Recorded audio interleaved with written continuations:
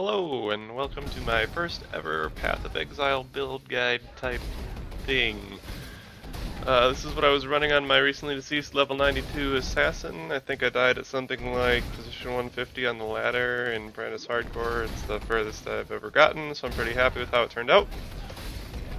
There's a few things I should mention. This build, as it's shown in the video, is missing 18% max HP from what I was running in Hardcore. It's also using Dresso's Defiance instead of the 6-link Zodiac leather that I was using. This means I'm sitting around 4.4k life as opposed to around 4.9k I had at Hardcore.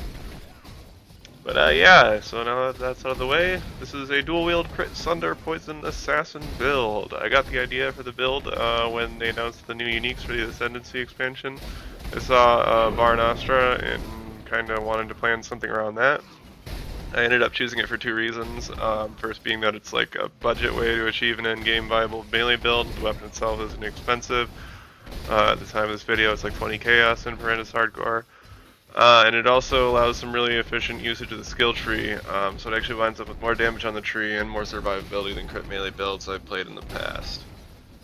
So, the basic premise of the build is that you hit stuff with Sunder, that applies poison, and then everything that got hit by Sunder creates an aftershock, which hits everything around it, which also applies poison. And then, when that stuff dies, it dumps the poison stacks onto everything around it, via the Beano's unique mechanic. So you can see how that kills a lot of stuff really quickly. Yeah, so using the Var Nostra, of course. Keep in mind the damage spread on this weapon is kind of nuts. It goes from as low as like 230 DPS on the low end to as high as 280. I think the one I'm using is around 276. Shouldn't use really anything lower than 260 if you're going to use this weapon. On the offhand, we're going to be running a Beano's Kitchen Knife. It gives us some nice stats like dot damage, some crit multi, and a little bit of chaos resistance. The most important thing, though, is definitely going to be that poison proliferation mechanic at the bottom there. I guess next up, we got the helmet. Nothing really special here. It's just you want life and good resist, accuracy. Ideally the helmet enchant, I have the Reeve one, but that doesn't matter. And the amulet's just a basic DPS amulet, a little bit of stats to make everything work out. You're looking for flat fizz, crit multi, or ally damage on this thing. You don't really want crit chance, because we're sitting right up next to the crit cap without any crit on the gear. Let's see, what do we got next? Rings. Rings are just crit gear rings. You want like flat fizz, life resistances, elemental damage accuracy, all that jazz. Nothing new here. For the gloves, I'm using face breakers instead of Malagaros, since again, we're right up against that crit cap without any crit on our gear, so no point in taking Malagaros for unneeded crit chance. We'll just take more crit multi. You can also use Snakebite and replace poison in the gem setup with another multiplier gem. I just like the consistency of having the gem because I'm not always at max frenzy stacks. Alright, onto the belt. The belt, you're just looking for life, resist, fizz damage, weapon elemental damage, that kind of stuff. Reduce fast charges if you can get it. It's always nice. Let's see, the boots. The boots are just life resistances. Move speed's kind of unnecessary because we use whirling blades.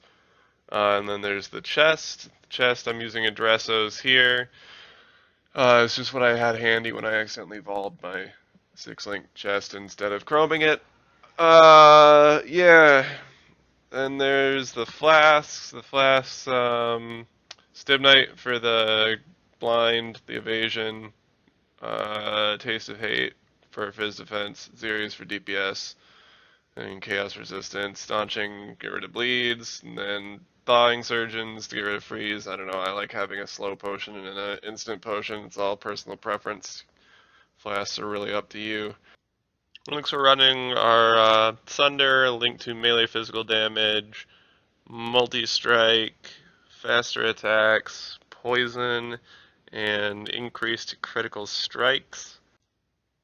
A lot of people don't like that I use increased critical strikes, and I would agree with them if I was using any other weapon other than Vara Nostra, but adding 1.9% base crit to a weapon that only has 5% base crit to begin with is huge. This literally adds like 30%, I think it is, 30% crit chance, and if we have a 500% crit multi, that's a lot of damage. So let's see, as far as the rest of the links I've got going on here, there's just like, generic auras, Vol Grace, Vol Haste, Blood Rage, Grease Duration. I've got Power Charge and Crit on Spectral Throw to generate power charges.